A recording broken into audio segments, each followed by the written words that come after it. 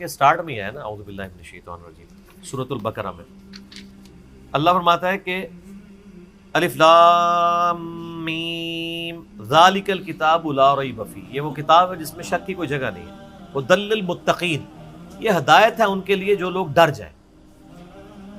وقار بھی میں کہتے ہیں خوف اور ڈر کو، بچنے کو، جو ڈر جائیں۔ کیا ڈریں؟ اس کنسپٹ سے کہ ہماری مرضی کے بغیر ہمیں کسی نے پیدا کیا ہے، وہ ہمارے ساتھ کچھ بھی کرنے پر قادر ہے، تو اسے فوراً فکر لگ جائے گی کہ میں اس سے پہلے کہ وہ مجھے پکڑ لے، میں اس کے دامن میں پناہ لوں، اس کی اطاعت اختیار کروں۔ وہ ہے ڈر جانے والے۔ اس کے لیے داڑھی ہونا شرط نہیں ہے، نورانی شکل ہونا شرط نہیں ہے، ایون مسلمان ہونا بھی شرط نہیں ہے، غیر مسلم بھی ہو تو وہ بھی اللہ تک پہنچ جائے گا، یعنی دین اسلام کے ذریعے اللہ تعالیٰ اسے ہدایت دے دے گا۔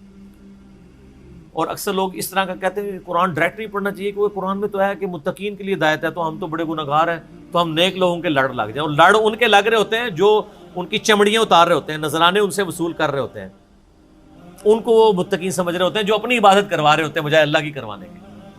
اس کا مطلب ڈر جانے والوں کی۔ باقی ایز اے ہول تو پورے قرآن میں ہر انسان کے لیے ہدایت ہے۔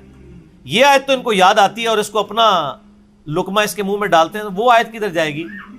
شہر رمضان الذی انزل فیہ القرآن ھدی للناس، رمضان کا مہینہ وہ ہے جس میں قرآن نازل ہوا، پوری انسانیت کے لیے ہدایت ہے۔ وبینات من الہدی، اور اس میں ہدایت کی روشن دلائل ہیں، والفرقان، اور وہ حق اور باطل میں تمیز کرنے والی کتاب ہے۔ وہاں تو ھدی للناس آیا، ھدی للمتقین یا پیر فقیر یا بزرگان دین تو نہیں آیا۔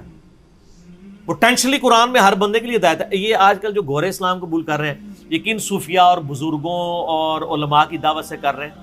علماء کی تقریریں تو سننے کے لیے آپ کے مسلمان تیار نہیں ہیں، دوسری ذہان میں پہنچ رہے ہوتے ہیں، تو گورا ویل ہے جو انہوں نے تقریریں سن کے مسلمان ہو گئے قرآن پڑھنے سے، کیونکہ قرآن ھدی للناس ہے اور ھدی للمتقین، وہ گورے ھدی للمتقین بن جاتے ہیں، پرپز آف لائف کو تلاش کرتے ہیں، گاڈ تک پہنچ جاتے ہیں۔ اس کے اوپر آپ یوٹیوب پہ ایک کلپ دیکھیں، جوشوا جو امریکن یوتھ منسٹر تھے کرسچنز کے، مسلمان ہوئے ینگ ایج میں، کروڑوں لوگوں نے ان کی ویڈیو دیکھی ہے، how Bible led me to accept Islam, مجھے بائبل نے کس طرح رہنمائی کی کہ میں اسلام تک پہنچا، بائبل۔ تو وہ آپ کلپ دیکھیں تو اس میں آپ ان کی لائف سٹوری دیکھیں۔ جو ھدی للمتقین، جو تقوی رکھنے والے لوگ ہیں، اللہ سے ڈرنے والے ہیں، وہ کہیں بھی ہیں اللہ تک پہنچ جاتے ہیں۔ اور پھر ان کی اللہ تعالیٰ نے نشانی بتائی ہے، پہلی نشانی یہی ہے، الذین یؤمنون بالغیب، وہ ایمان لاتے ہیں بغیر دیکھی ہوئی چیزوں کے اوپر۔ کیا مطلب؟ کہ وہ یہ کہتے ہیں جو کچھ ہو رہا ہے نا، یقیناً دنیا میں تو کوئی کام خود بخود نہیں ہو رہا، ایون ہم بھی جو کام کرتے ہیں وہ خود، یعنی اگر کوئی شخص کہے نا آپ کو یہ بال پوائنٹ خود بن گیا، تو بیوقوف آدمی بھی آپ کی بات نہیں مانے گا، کہے گا یار اس کے اندر سیاہی ہے، سپرنگ لوڈڈ ایک پورا ایک اس کے اندر سسٹم ہے، پھر پلاسٹک ہے اور اس کی ایک مینیجیبل فارم ہے، یہ مینیجیبل فارم خود کیسے بن سکتی ہے؟ اس کا کوئی کنسٹرکٹر ہے، بنانے والا ہے، کنسٹرکشن کرنے والا ہے۔ باقی یہ پوری کائنات کیسے چل رہی ہے؟ اب اس کو بنانے والا تو آپ کو نظر آتا ہے، کائنات کا بنانے والا، اور اس کا ہر سسٹم آرگنائز طریقے سے ہارمونی سے چلانے والا نظر نہیں آتا، وہ ہے غیب میں۔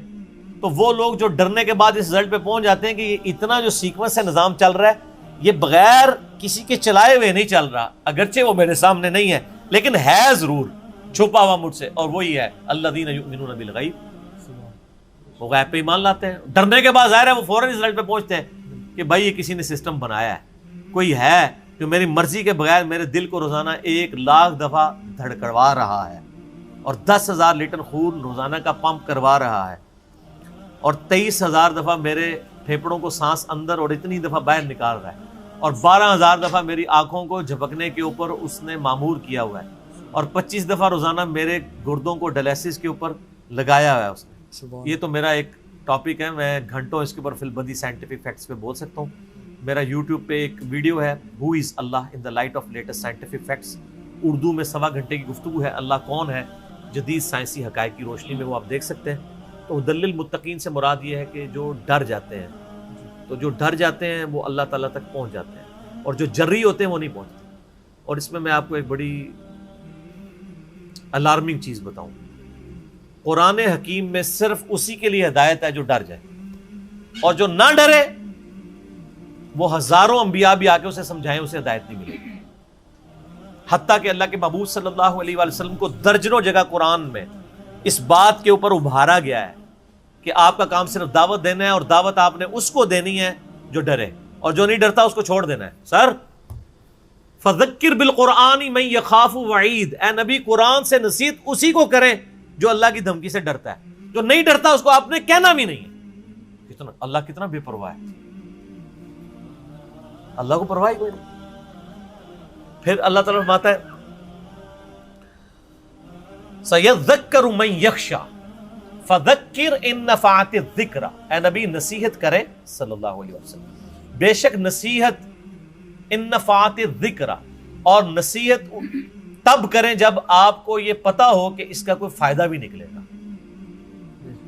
اگر نصیحت کرنا فائدہ دے، سَيَذَّكَّرُ مَن يَخْشَىٰ، نصیحت اس کو کریں جو ڈر جائے، وَيَتَجَنَّبُهَا الْأَشْقَىٰ، اور جو بدبخت بنا ہوا ہے، بات سننے کے لیے تیار نہیں ہے، اس کو چھوڑ دیں۔ اس کو الَّذِي يَصْلَى النَّارَ الْكُبْرَىٰ، اس کو تو ہم اس بڑی آگ پہ پیش کریں گے۔ ثُمَّ لَا يَمُوتُ فِيهَا وَلَا يَحْيَىٰ، پھر وہ اس آگ میں نہ زندوں میں ہوگا نہ مردوں میں ہوگا۔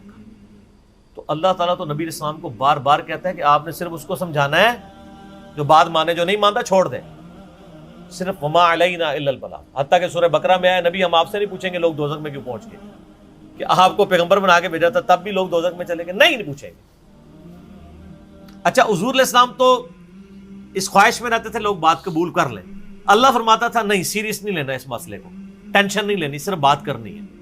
وَلَعَلَّكَ بَاخِعٌ نَفْسَكَ عَلَىٰ آثَارِهِمْ إِن لَّمْ يُؤْمِنُوا بِهَٰذَا الْحَدِيثِ أَسَفًا، سورۃ الکہف کے سٹارٹ میں، اے نبی اپنے آپ کو اس غم سے ہلاک کر لو گے کہ لوگ دین قبول نہیں کرتے،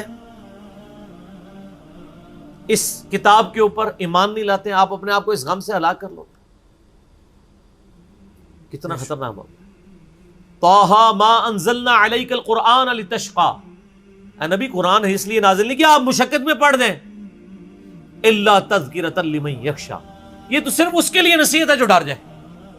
سر یہ مضمون کتنا اوور لک ہے، یہاں مولوی تو گھوٹ کے آپ کے اندر ایمان داخل کرنا چاہتا ہے، اور وہ اللہ تعالیٰ کو معاذ اللہ اس طرح پریزنٹ کرتا ہے کہ اللہ تعالیٰ نعوذ باللہ بھیک مانگ رہا ہے کہ اسے مانا جائے، حالانکہ بات اس کے بالکل الٹ ہے۔ اللہ کہہ رہا ہے ماننا ہے مانو، نہیں ماننا دفع ہو جاؤ، دوزخ میں جاؤ۔ اِنَّا هَدَيْنَاهُ السَّبِيلَ إِمَّا شَاكِرًا وَإِمَّا كَفُورًا، ہدایت کا راستہ دکھا دیا ہے، جس کی مرضی شکر گزاری کی روش اختیار کرے، جس نے جانا ہے دوزخ میں جائے، کفران نعمت کرنا ہے کرے، لیکن ہدایت اسی کو دوں گا۔ وَالَّذِينَ جَاهَدُوا فِينَا لَنَهْدِيَنَّهُمْ سُبُلَنَا، جو لوگ ہماری راہ میں کوشش کریں گے ان کے لیے راہیں کھلیں گی، کیونکہ کائنات کا سب سے بڑا فیصلہ جس ٹکٹ کے اوپر ہونے والا ہے نا، جنت کے ٹکٹ پہ، وہ جنت کا ٹکٹ ایمان ہے۔ تو یہ کائنات کی سب سے قیمتی چیز ہے، اس سے مہنگا ٹکٹ کوئی نہیں ہو سکتا، یہ راہ چلتے نہیں آپ کو ملے گا، جو کوشش کرے گا اسی کو ملے گا۔ ہدی للمتقین کا مطلب ہے ڈر جانے والوں کے لیے، اور یہ ترجمہ صرف مودودی صاحب کا مجھے پسند آیا، انہوں نے صحیح اس کا ترجمہ کیا۔ لوگوں نے کیا پرہیزگاروں کے لیے، پرہیزگاروں سے فوراً ہمارے ذہن میں نا اپنے محلے کا مولوی آ جاتا ہے، اس لیے کہ ہم نے اس کی مسجد والی لائف دیکھی ہوتی ہے، گھر کی لائف نہیں دیکھی ہوتی، اندر کھانے کی لائف۔ وہ دل المتقین کا تو مطلب ہی کچھ تھا، اور ڈر جانے والوں کے لیے جو غیب پر ایمان لاتے ہیں، اور جب غیب پہ ایمان لے آتے ہیں کہ یہ اللہ کے کرنے سے ہو رہا ہے، پھر باقی بھی اللہ کی راہ میں خرچ بھی کریں گے، جیب بھی ڈیلی کریں گے، اس کی عبادت بھی کریں گے، وہ اگلی صفات تو بعد میں آئیں گی۔ تو دل المتقین کا مطلب ہے ڈر جانے والوں کے لیے ہدایت ہے، جو واقعی دھمکی سے ڈریں کہ یار تمہیں کسی نے پیدا کیا ہے، تمہاری مرضی کے بغیر پیدا کیا ہے، تو آگے خود سمجھ لو جس نے تمہاری مرضی کے بغیر تمہیں وجود بخشا ہے وہ تمہارے ساتھ کچھ بھی کر دے، تم کچھ بھی نہیں کر سکتے اس کے مقابلے میں۔ بلکہ دنیا میں بھی آپ برے سے برے حال میں بھی ہوں تو لوگ آپ سے صرف ہمدردی کر سکتے ہیں، آپ کی تکلیف نہیں دور کر سکتے۔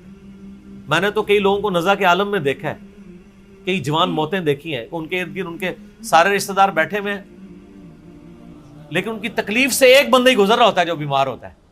یہ نہیں ہوتا کہ ایک بندہ کہتا ہے 10% آپ کی درد میں لے لیتا ہوں، 10% آپ کی اماں لے لیتی ہے، 10% آپ کے ابا جی لے لیتے ہیں، کر کے 90 ہم بانٹ لیتے ہیں، 10% آپ کر لیں۔ تو سر دنیا میں اگر ہم کسی کی تکلیف شیئر نہیں کر سکتے، آخرت میں تو کہانی ہی ختم۔ وہ تو قرآن میں جگہ جگہ آیا کہ انسان کہے گا میری بیوی بچے ماں باپ سب لے لیے جائے، مجھے چھوڑ دیا جائے۔ وہ ماں باپ وہ بھی بچے جن کے پیچھے میں نے حلال و حرام کی تمیز گنوا دی تھی وہ لے لیے جائے مجھ سے۔ اور یہاں پہ انسان زیادہ ہمدردی کیا کر سکتا ہے؟ دیکھیں کتنا کس پرسی ہے کہ تکلیف سے وہی بندہ گزرا ہے جو تکلیف میں ہے، باقی صرف مٹھاس کے 2 بول ہی بول سکتے ہیں، اور آخرت میں تو یہ بول بھی نصیب نہیں ہوں گے۔ تو اس سے پہلے کہ معاملہ تلپٹ ہو جائے، اللہ کی طرف آ جائے، قد افلح من تزکا، بے شک کامیاب وہی ہوا جس نے اپنا تزکیہ کر لیا، وذکر اسم ربہ فصلی، اور اپنے رب کا نام لے کے نماز پڑھی، بل تؤثرون الحیات الدنیا، بلکہ اصل مرض تمہارا یہ ہے کہ تم دنیا کی زندگی کو ترجیح دیتے ہو، والآخرۃ خیر وابقی، جبکہ آخرت بہتر بھی ہے اور ہمیشہ باقی رہنے والی بھی ہے، دنیا بدتر ہے اس کے مقابلے پہ اور ختم بھی ہو جانے والی ہے۔ ان ھذا لفی الصحف الاولی، یہی ایک یونیورسل ٹروتھ، ایک کانٹے کی بات جو تمام الہامی کتابوں میں تھی، وہ تمام صحائف جو اس قرآن سے پہلے نازل ہوئے، صحف ابراہیم و موسیٰ، چاہے وہ ابراہیم کے صحائف ہوں اور موسیٰ علیہ السلام کے صحائف، ایک ہی کانٹے کی بات تھی۔ تمام انبیاء کی دعوت کا خلاصہ یہی ہے کہ تم دنیا کی زندگی کو ترجیح دیتے ہو، آخرت کی طرف لوٹ آؤ جو باقی رہنے والی ہے اور بہتر۔ ٹھیک ہو گیا؟